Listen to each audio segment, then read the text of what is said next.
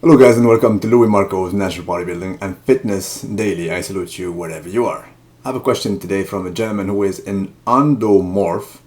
Alright, endomorph is totally the opposite in the opposite spectrum of ectomorph. So it is the opposite of myself, so to speak. So since I consider myself being an ectomorph, a little bit towards meso, but more ecto than meso. Alright, so endomorph usually is a person who is big by default, not in a good sense. The endomorph tend to accumulate more fat than the rest of us. As a matter of fact, they can look funny at food and they will get fat, right? Their structure is definitely bigger, blockier than that of a mid-sized man, right? But, however, they're stronger than us. That's just the way it is. They're stronger than us. They don't have the same stamina as us as well. They have some good sides and some bad sides. Their joints are a little bit bigger as well. Their bone structure can be bigger, not mandatory, but usually it is bigger. But as I said, their strength is definitely more considerable to if it is compared to that of a mid-sized man. Now, gentleman has been told to spend less than 35 minutes in the gym and he's confused about it. Well, no, my friend, I'm sorry. It is totally the opposite. As a matter of fact, I never ever recommend to nobody, meso, ecto, or endo, to stay 35 minutes at the gym. It just doesn't make sense. Of course, some people theorize about that, the max OT guys, the DC crap guys, dog crap, people sometimes go to 35, but most of them are max OT people, right? Max OT recommend to stay a shorter period of time, not 35 minutes though. Usually, they stay about 50 minutes because, let's get serious here. 35 minutes, what time would you have to warm up, right? And since you go into the gym, I'm talking about the max OT, which should not apply to endomorph for a reason I'm going to mention later. You should not mess around with max OT at all, especially if you are an endomorph. While short period of time usually are recommended, if any, not by me, because I don't recommend short period of time. I don't believe in that, all right? That cortisol spectrum or cortisol ghost, I don't believe in that much, right? Listen, 35 minutes, usually it is prescribed for ectomorph people. It's a theory again, right? Which I don't recommend. I don't believe in it. I think it is more dangerous than it is beneficial, for the simple fact that they're expecting you to go to the gym and work those muscles in a short period of time with the maximum intensity, which will mean by default that you will not be warmed up properly.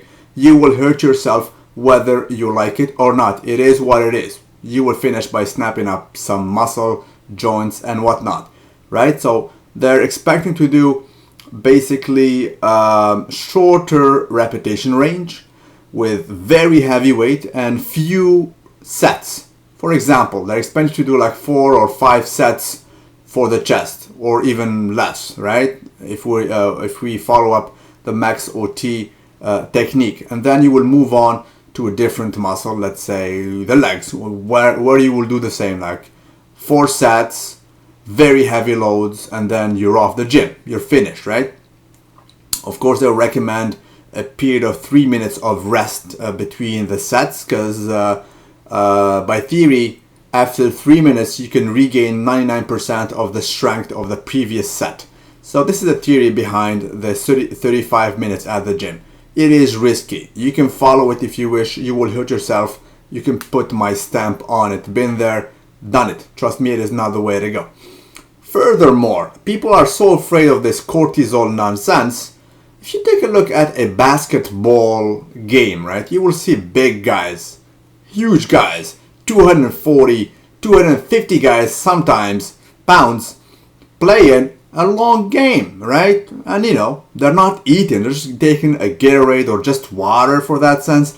Are they being afraid of losing muscle, losing mass? Same goes with those football players, 250, 260, 280 pounders, big, huge guys, running, punching each other, going down, following that ball and whatnot for a long period of time. Should they say, hey, listen, coach, I have to go, bro, because this is a 35 minutes limit. I'm going to start secreting some cortisol. Let me stop. I'm going to get small. No, doesn't make sense. I am at this moment working each time at the gym 3 times a week for around 1 hour and 45 minutes. I'm gaining muscle, gain already almost 9 pounds, and I'll still be gaining. I will not stop until I gain another 15 pounds. Or, I'm rolling for another high expectation. Don't forget, I'm 36 years old.